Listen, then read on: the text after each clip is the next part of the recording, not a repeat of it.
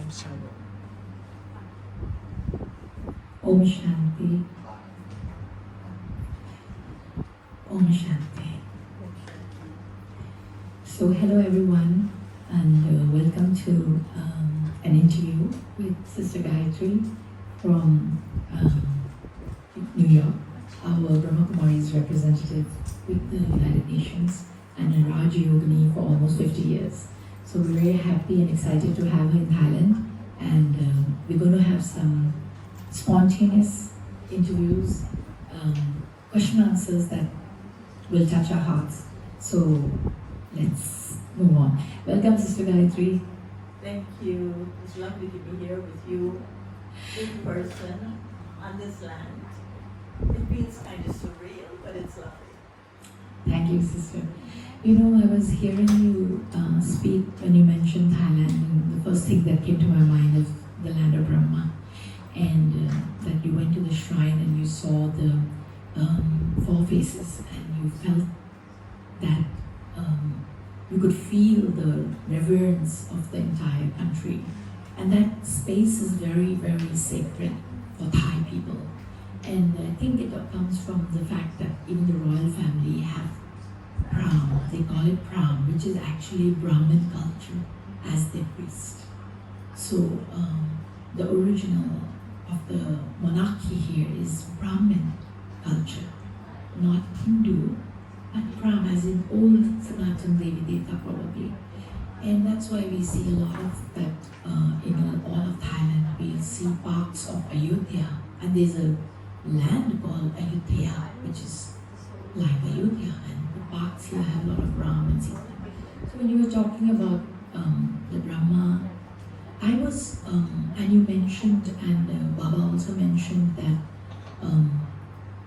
Brahma is Prajapita, and yet God is the one for all. So what do you think then of Thailand? Because apparently Prajapita Brahma is not for all, or is it? And God is for all. So can you just clarify that a bit? God is the Father of all souls. So as beings of light, Jyoti Bindu, we have one relationship. And that one singular relationship is with the Supreme Soul. So as soon as a soul becomes aware that I am a soul, a living being, there is an automatic remembrance of the father, mother of I, the soul. So my awareness, in a way, will start transcending human relations and will turn to my eternal relationship with my supreme mother, father, who is God. And that is why when souls are in dire distress, when they are very, very much in sorrow, and they have no one else to turn to, they turn to God as that being that's related to them as souls. So that's what Baba is saying. Shiv Baba is the father of all souls. Prajapita Brahma is Adam. It's like Adam. And so he is referred to as the great, great grandfather. So as Prajapita Brahma, he is not just the father of Brahmins, but Prajapita Brahma is the father of all embodied souls. So all souls of all religions will recognize Brahma Baba as their great, great grandfather. Oh wow, that is so clear, and I really like the connection you made to Adam. So he's the ancestor soul, the first one. The first one. In the whole cycle of time. Yeah, okay. Thank you for reminding me of that. I probably remembered it at some point and forgot about that. Yeah, because he's standing at the top of the tree, Ah, and he is at The bottom. roots of Yeah. the tree. Mm. So it's not a tree of Brahmins. Oh, It's the tree of the entire human family. entire human family. No wonder, because many times I've seen a lot of people worship Brahma, and I used to think that maybe Thailand is Silver Age land. That's why there's so much of Brahma all over. But you've given me another thought now that it's as a fact that they have a Brahma statue in a spirit house in so many homes, personal homes also, as well as hotels and big places and palaces. Every place in Thailand has it. So that's why it's known as the land of Brahma. And so it's very appropriate to have the Brahma Kumaris flourish here. And they will flourish more because I have been here, 5 days, and the potential of the flourishing of spirituality is very, very high. People are ready. People are ready to be to connect. They are ready to connect to this being who has come for them, whom they have remembered in the form of the chariot that he used to speak to the world. And so I think it's just scratching the surface now. You scratch the surface of Thailand, and not just the Thai people, but I think people from all over the world. Because yesterday, what I witnessed, it wasn't just the Thai people who were praying. It was people from all over, it seems, neighboring countries who have come to do that. So it's as though the readiness is there, and you're scratching the surface, and people are wanting more of the little that they have experienced from the surface scratch. They want to go deeper. They want to find out more about the phenomenon that exists in this country that has got bearings to a truth that had occurred and was captured as a memorial. And so they want to reconnect that truth. And Brahma says, he speaks the truth. He is the truth. Brahma was the first one to listen to that truth. And now the truth has to be revealed. And the truth of who we are, the truth of who he is, and this truth of a greater belonging that Brahma represents. Now, the other significant thing that I became very emotional just looking at what's going on, because I have never observed Brahma being worshipped.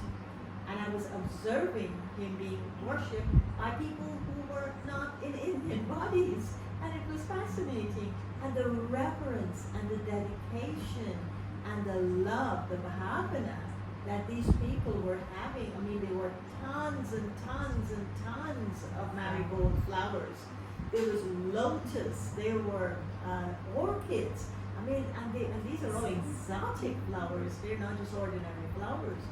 And so, but it was like a flowing of the love through flowers onto this statue.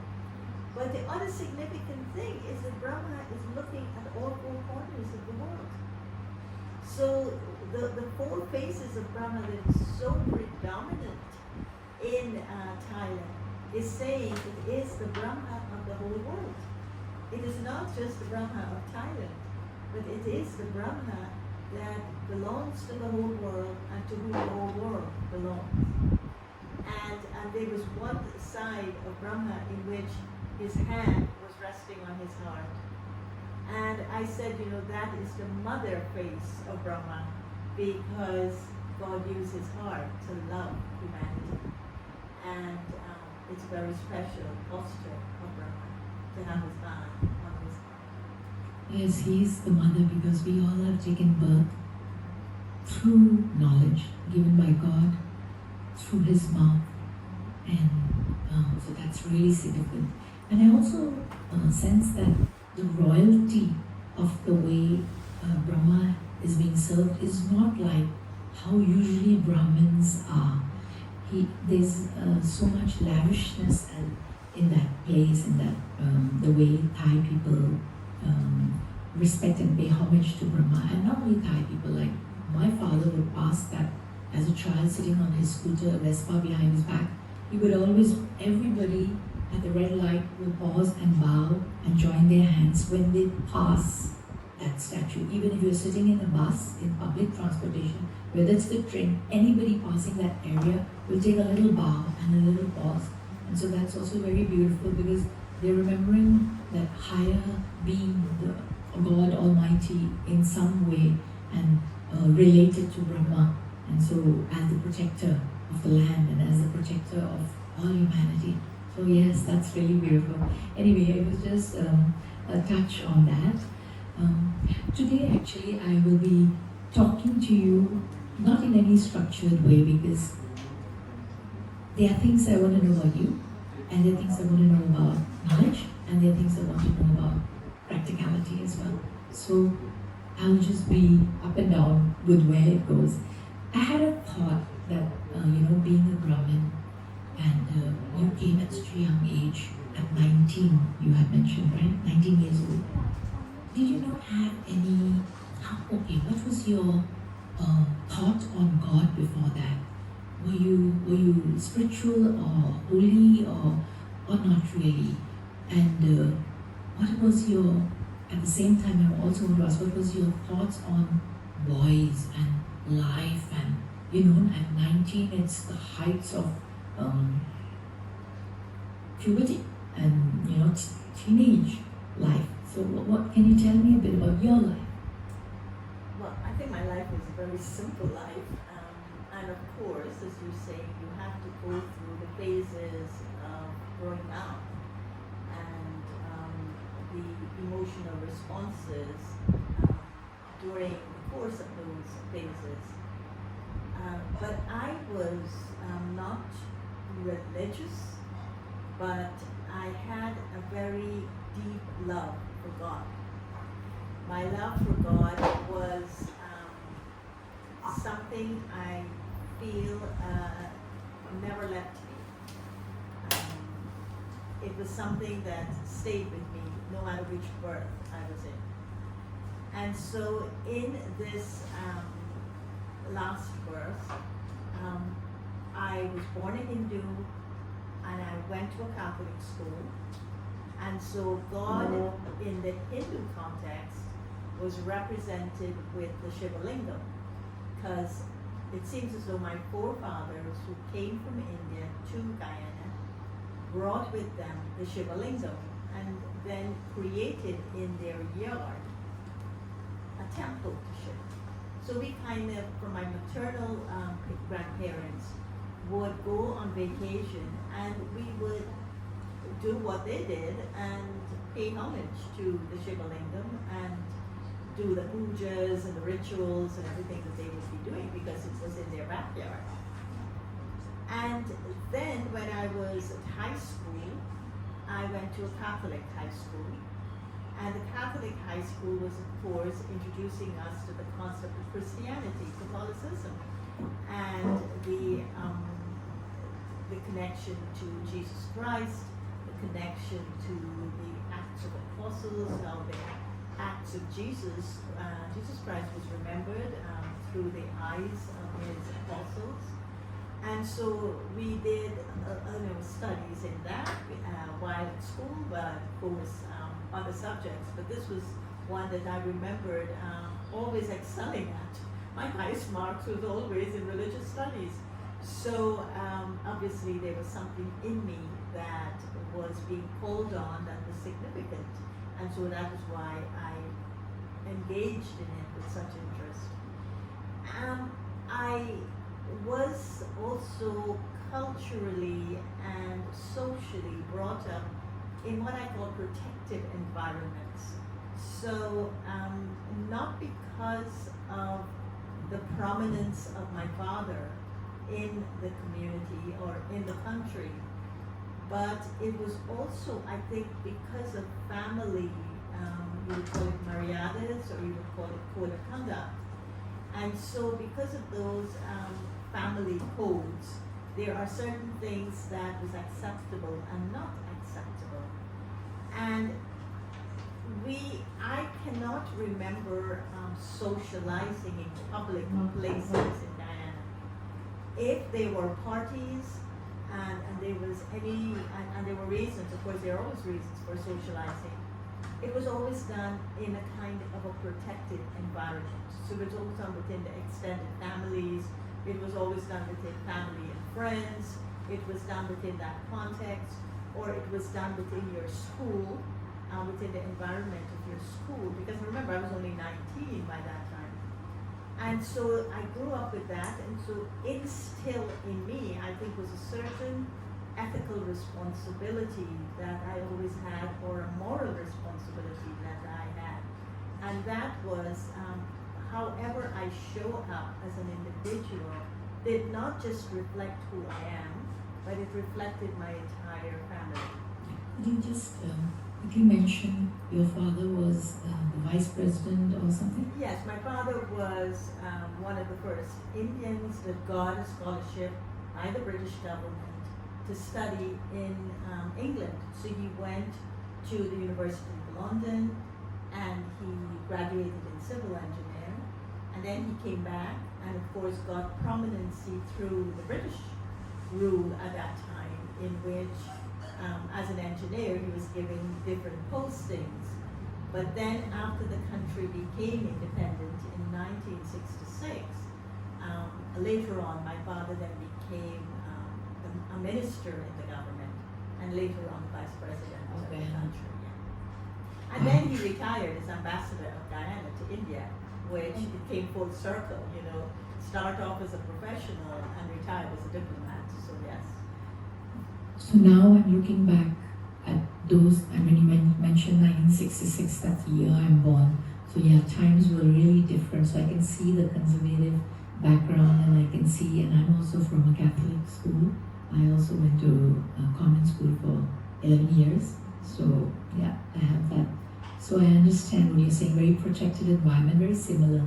I think a lot of Indian households, I would say in those days, we were very protected. And so anyway, you came, and because you had this, and from what you mentioned, your family had the shivling and your school had, but you personally also were attracted to these things and you gave it importance. Like you said, you got the highest marks in religious studies. So you had that affiliation with God. But did you ever,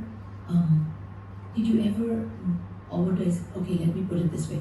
What was your thought of God before you were introduced to Him and you could describe Him and feel Him and experience Him? Before that, what was your experience? Did you have some experience of God? Some miracle or some story before you actually got introduced? No, I always had a one-on-one relationship with God. I never saw God through a vision, and I never saw God as belonging to one religion in particular. That I don't know where I got it from. And so for me, it was a journey of exploring God through personal conversations with Him. So I would speak to God a lot, but I don't know who I was speaking to. But I didn't speak to Him as the oval-shaped image. That image didn't come to my mind as I was speaking to God. It was as though I was an invisible friend, and I made contact with this invisible friend, and I would speak to this invisible friend. I didn't even see God as light in my mind's eye, just as a friend, just as a presence, just in a relationship. And even though I love Jesus Christ very much, somewhere there was this very clear understanding that He was the Son of God. So Him being the Son of God, He was also talking and relating to this same being I was talking and relating to.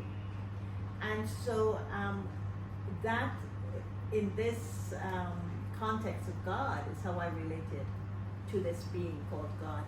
But I remembered when Sister Jayanti, who was the first Brahma Kumari that came to Guyana and came to our home and introduced us to these concepts of Raj Yoga, she was continually talking about Shiv Baba and the point of light, and it wasn't just energy. I remember her saying that very well. It wasn't just energy, he was a living being, because for me, if I am interacting with another human being, I would never say I'm having a relationship with energy. I would say I'm having a relationship with a human being, with the being I'm connecting to that transcends physical energy, right? And even though they may say metaphysical energy or meta energy, to me you still don't reduce life and soul and living to energy. Life is life. It's living. It's got a heart. It's got an intellect. It's got a mind. It thinks for itself. It is higher than energy. So, I mean, she was talking about all of these different things. And then I started saying, but how do you relate to this being of light? Okay, a presence I can, but how do I connect to this being of light and then make it meaningful in a relationship? And then of course, she introduced us to Brahma Baba, and I fell in love with Brahma Baba. As soon as I saw him, I knew that he embodied the truth, and that truth was connected to God. So when we were told that God spoke through the body of Brahma, it wasn't a difficult thing for me to accept.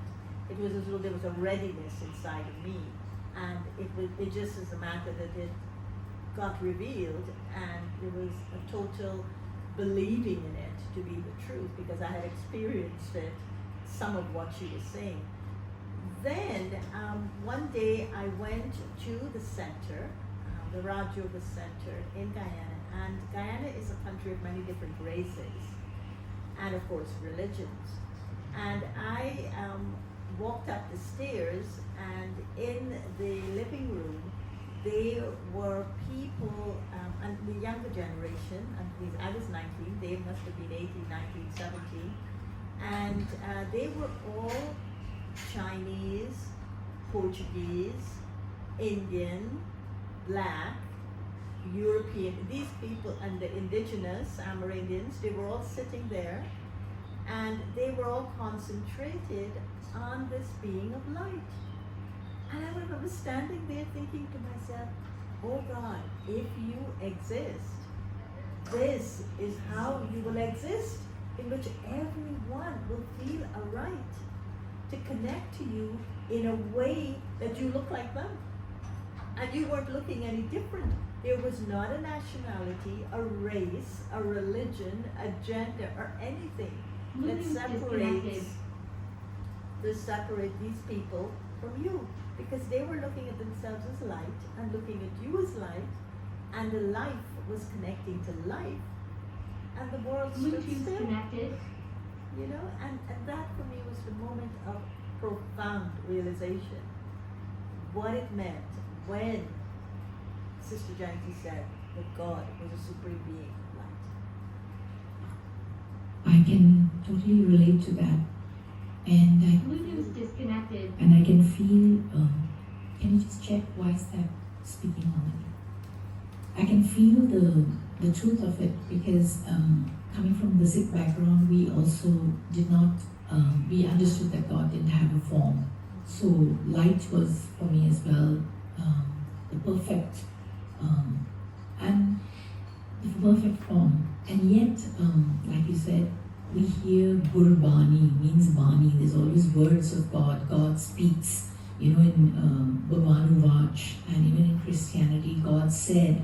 So that means He says. He might not have a form, but He speaks. So to connect, and then to be told that He uses Brahma as the chariot to speak, totally made sense even to me as well, because He had to choose a chariot. Yes, sometimes people ask, why an Indian body? And I always say, well, it could have been any body, but it happens to be an Indian body, and the land Bharat happens to be the realm. It could have been any, but it just is this, you know. So yes, I relate to all those things that you just spoke.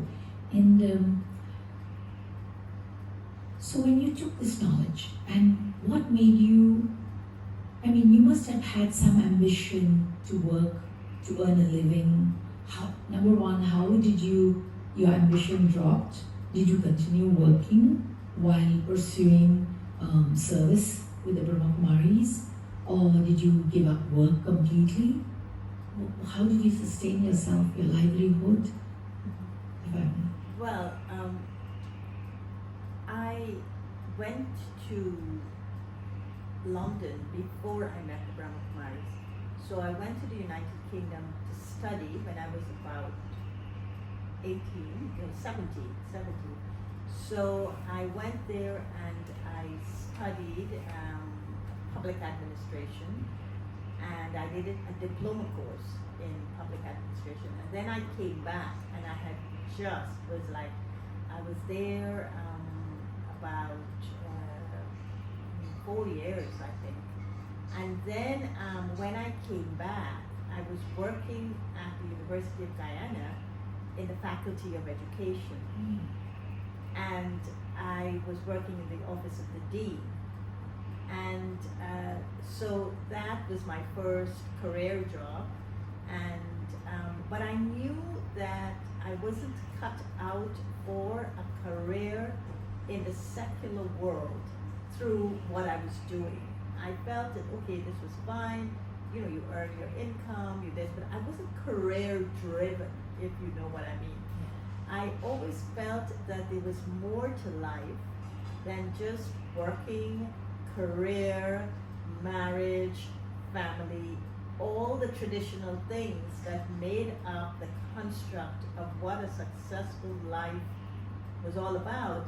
They were not factors that attracted me. I did them because there was no other construct that I could refer to and say, yes, this was something I could choose.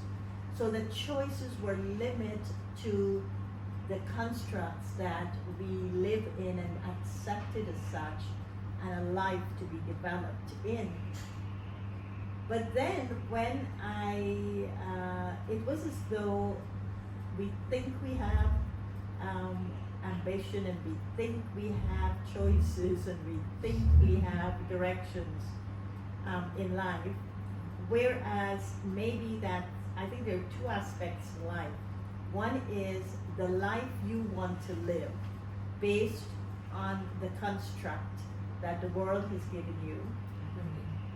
But then there's another aspect of life, and that is the life that wants to be lived outside of the construct that the world has given you.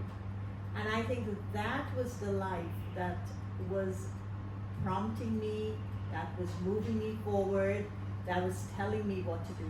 The life that wanted to be lived, not the life that the world was asking me to live. And so I think that this life that wanted to be lived began to speak to me. So this concept of let your life speak, I like a lot, because it is this subtle life that wanted to be lived, the spiritual life that wanted to be lived, that started speaking to me. And I started moving in the direction of the guidance of that life, that spiritual life that wanted to be lived. So I was in between. I decided to take a break from the university that I was working at, and then and it was administration I was in, and so then I went to England, and I was coming back to Guyana and stopped over in Canada for a little bit, and so I crossed the Atlantic to Canada. And then as I was there, Sister Mohini was in New York, and she said, look, I'm alone here, would you like to come and spend a few weeks with me? Because the sister who was with her had to return to India because her father had died, had left the body, and so she was going back. Sister Mohini would have been alone in this little place that they had in New York, that they had just started the Brahma Kumari service in. So I went there, And I was with her, and then it was as if that life continued to speak to me. This is the land that maybe you will serve on.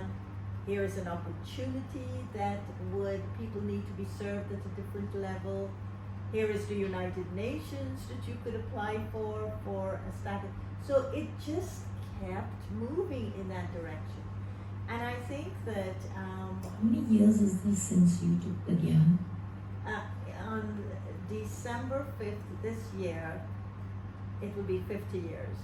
So it was 1975, and then the 5th of December will begin my 50th year, right? It would be 50 years. No, so when you went to Sister Moini, which year was that? It was in After? 1978. So 3 years after. Yes. So you were kind of working in a career and doing some work before you ended up with Sister Moini and decided this is it.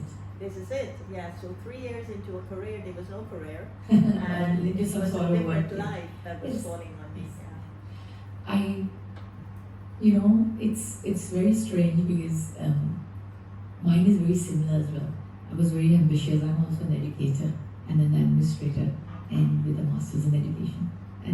But like you were talking about, you were touching on, do you actually have a choice? Because when something hits you, it hits you like lightning. Like for me, it was a random awakening that what is life? And you just get up and eat and work and earn and have children and what are we doing? And then we die? What's this, And so to search for that, I needed time. And so I had a family, I had children, I had a lot of responsibilities, so I gave up working. I had to give up something to pursue spirituality. And of course, ended up at the Brahma Kumaris after many years. But yes, so I understand that pull or that life flow that you pursue because you're just driven by it's like an external force awakening you and making you do it, and you're flowing. And that flow gives you happiness then because you know that you feel you fit in this way. And to do it at that time is very brave, I must say, because times were different, and like you said, all of us are boxed into a particular way of, even today, all youngsters, everybody's just about earning and making a career, like you also mentioned.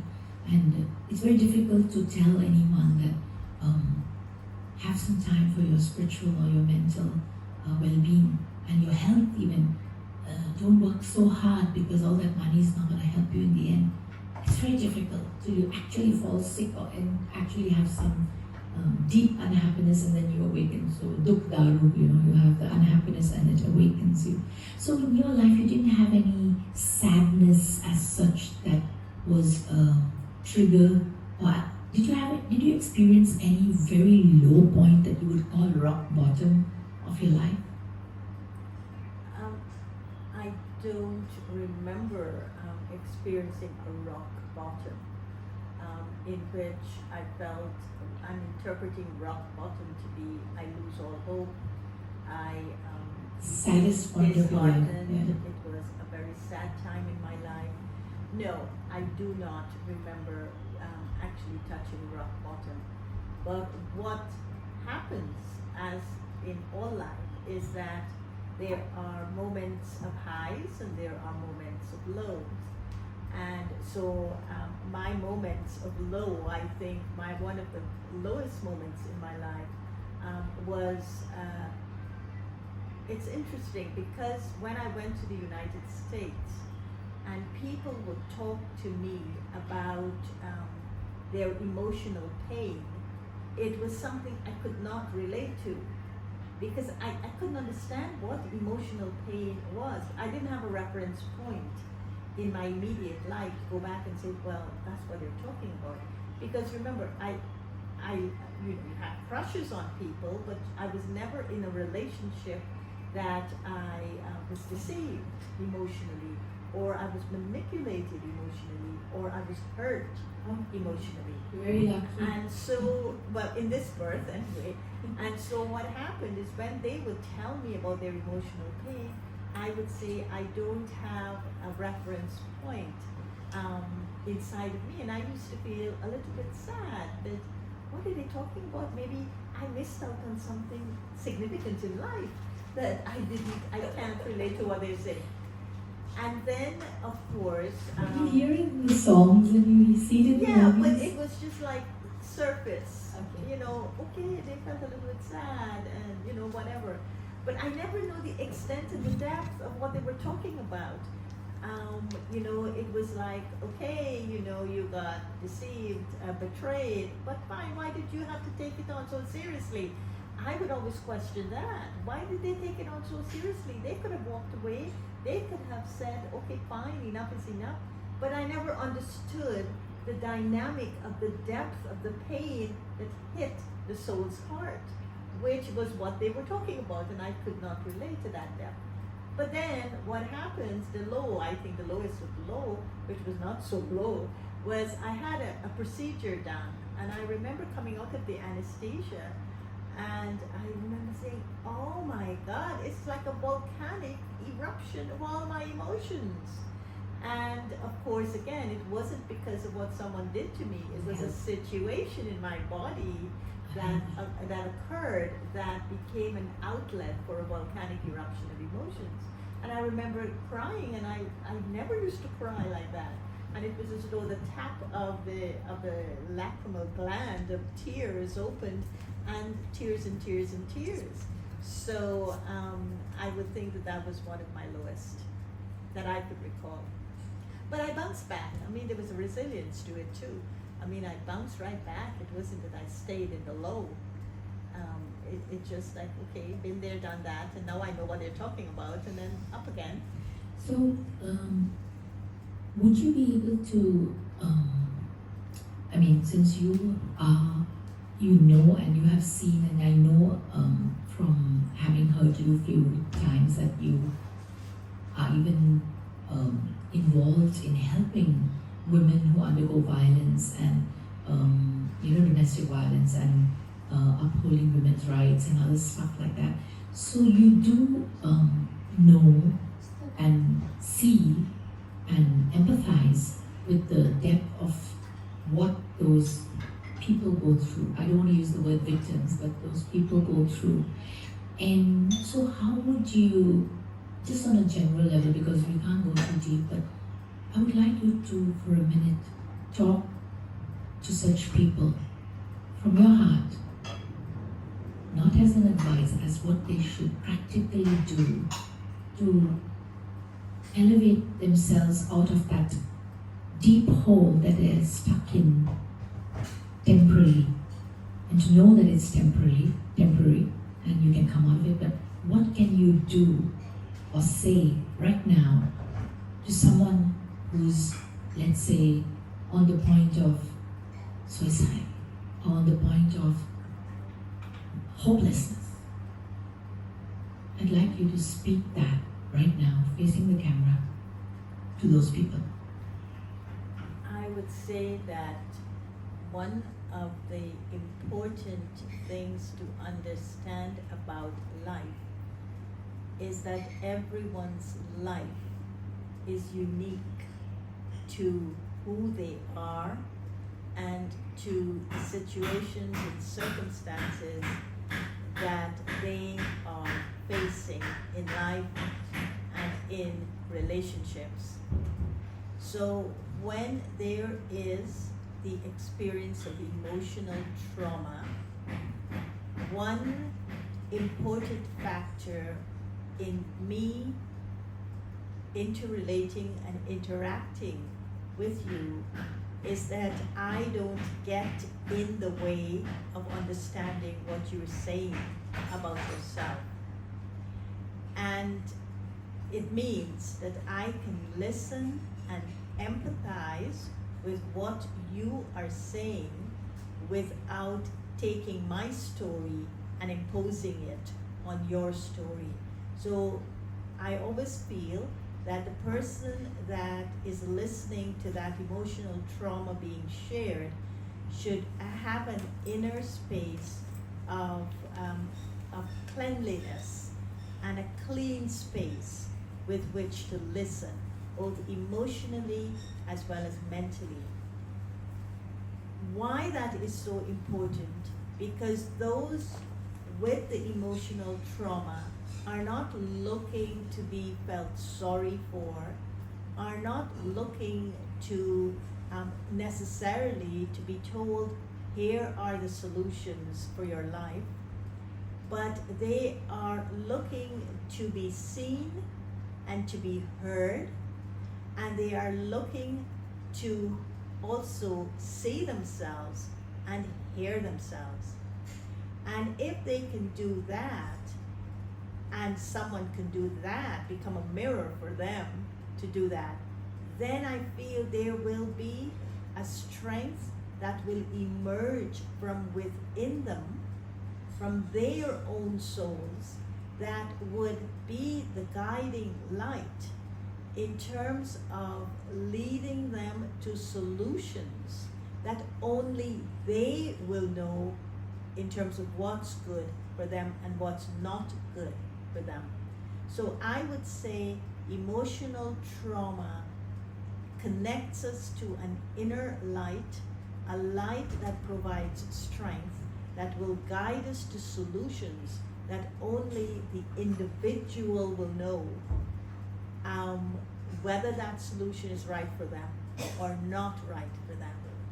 I know there are different things that you could also engage with to go through the healing process of emotional trauma, but that can only be effective is if this light that I'm connecting to within me, from which to draw the strength and power, is a light that is coming from me.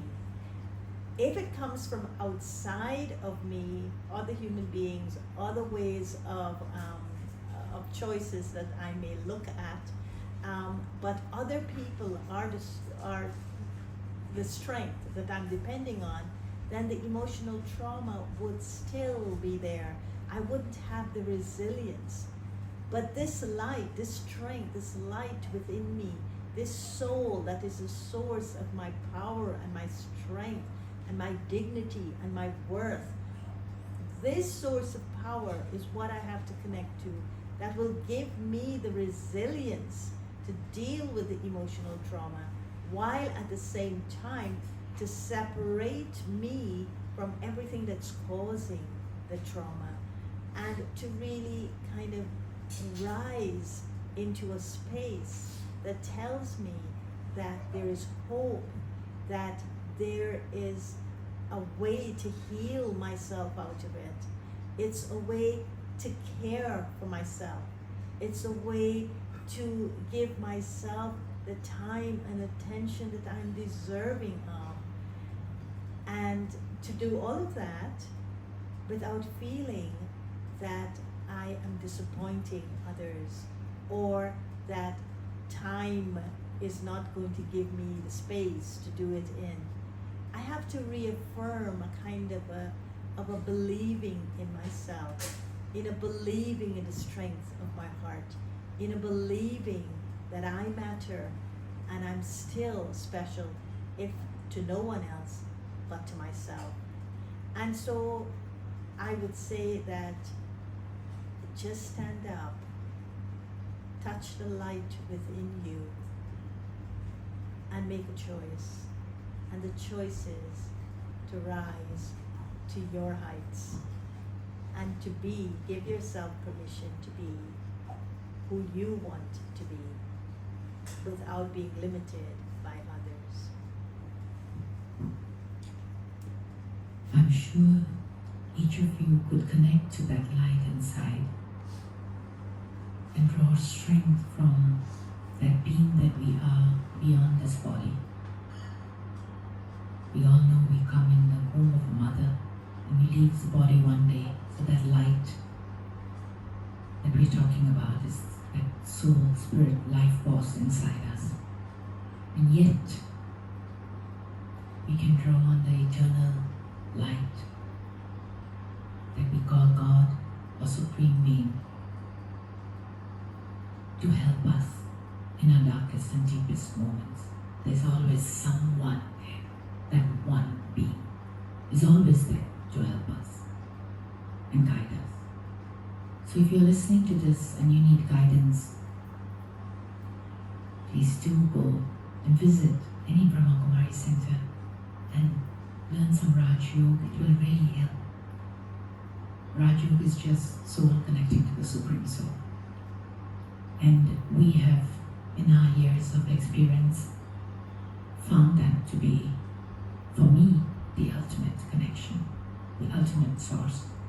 And now I'm going to go into a bit of issues that even me personally I face, and how I'm going to take guidance from Sister that even though I connect to the Supreme Being all the time, and not all the time, when I remember to, because that's the key, is to remember to connect.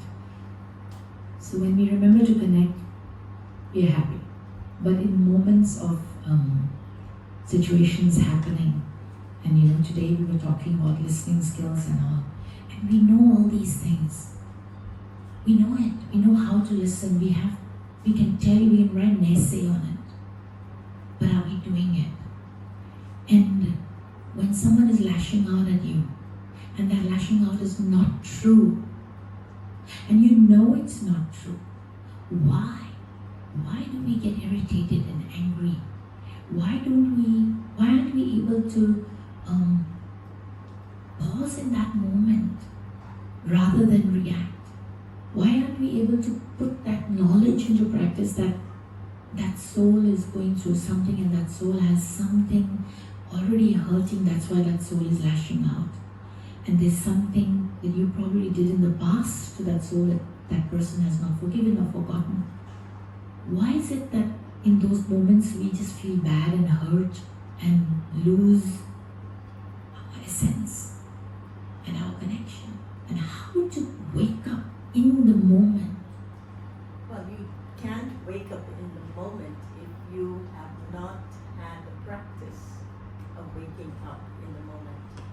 And so I think that the question of how do I deal with everyday situations from a position of strength rather than being consumed by the injustices that I'm facing every day and making me a weaker person, is a question that we need to address, not just from how do I prevent the other from doing it, because that's not going to stop. I cannot stop others from saying things to me that are not nice.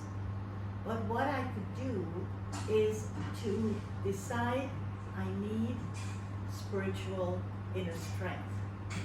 And if I decide that this is what I need, then I also have to decide on a practice that would help me on a regular basis to create and generate strength that comes from inside of me.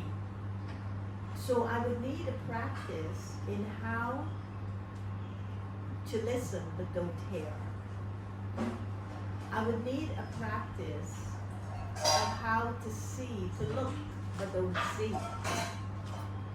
I would need a practice that tells me what it is I want and what is it someone else is giving to me, and do I need to take what someone else is giving to me when I don't want it. And so I could look at these things and say, oh my gosh, what she's saying is so difficult, I can't do it. Well, I have to ask myself the question, how important it is for me. Do I want to live my life being the garbage can of other people's rubbish? No. How do I stop being the garbage can of other people throwing their rubbish into me? Is to make sure I am not taking in that rubbish. The rubbish will be thrown all around me maybe, but I'm not going to take it in. And this is where the practice of meditation, Raj Yoga meditation, is a practice that we recommend because it is a practice that teaches us who we are, not just at the level of how we think, because positive thinking will work so far, but it is how I see myself before I think. If I see myself as a person worthy and is not going to take in other people's rubbish, then I will work with myself from the worthiness that I'm deserving of, and then create my thoughts from that level of worthiness. But if I see myself as weak and I'm deserving of other people's insults, then my thoughts would be created on the basis of that. Yeah, who am I? I'm just a weak person. I'm nothing. I've always been this. My parents ignored me. So I'm nothing. I have no worth. And then I take in that rubbish. And so I think that Raj Yoga takes us to one fundamental question. Who am I? And if I could answer that question, connecting to my innate worthiness and deserving of a worthiness, then I'm going to be able to take a position from the basis of my worthiness and then want more of that. And then I would find there will be a natural elimination to the rubbish that's being thrown at me, because I am going to stop that rubbish from impacting me, from influencing me, and from making me feel the way other people want me to feel. I will begin to feel the way I want to feel, and so I will be in control of who I am and not of how others see me and want me to be for their convenience. And the more I have this practice of seeing myself from a strength base and a worthiness from within, it's the more my thoughts will take on that worthiness. So I will say, who am I? I'm a woman of strength. I'm not just a woman, but I'm a woman of strength. I'm a woman of dignity. I'm a woman that is worth the goodness of life. And if I can't give that to myself, no one else will give it to me.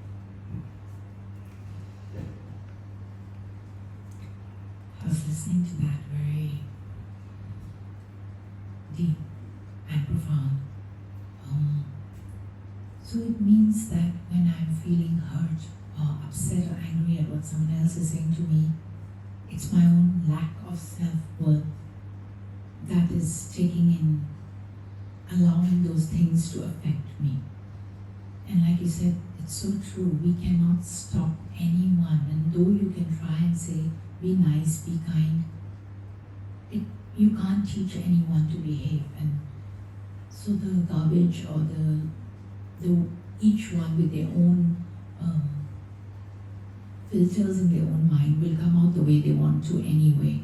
It's me and I that I have to look into and create my own self-worth enough that whatever's being spoken truly doesn't affect me. Or if it is affecting me, then to pause and know that it's my own lack of self-worth that's making it affect me and not them.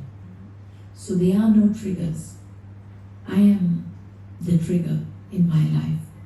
I am responsible for allowing myself to feel less worthy than I am, especially as a child of God, and second, as a woman or a dignified human being. Any human being and every human being, whether it's a child, a teenager, an adult, a mother, every human being has the right and self-worth that we need to dig into and bring up. And yes, I appreciate that it's not going to happen without practice and constant practice. And I'm sure you're doing it, and so you come from that. And I am practicing, but I think I haven't reached there as yet. But I know that I am going to reach there. I just feel it, because where before you awoke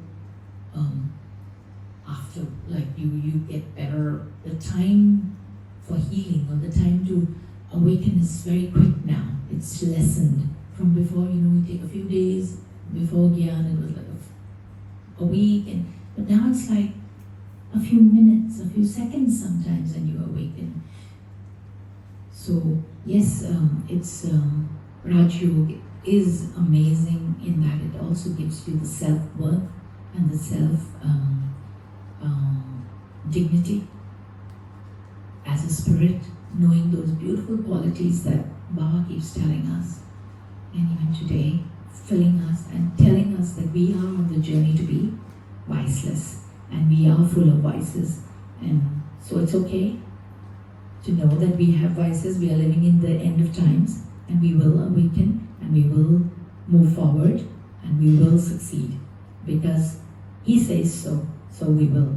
So thank you, Sister Gaytri, for going deep with us on a few issues. There's so much more, and I hope I'll be able to catch you for a nice interview at Godlywood Studio at some point and do many sessions with you, because I truly feel that you have a lot to offer, and you are already embodying it. It's not just speech anymore, and that's what moves us, and that's what we feel, and that's what's going to help us change as well. Thank you, Sister Gaytri. Thank you very much. Thank you, everyone. See you again. Om Shanti.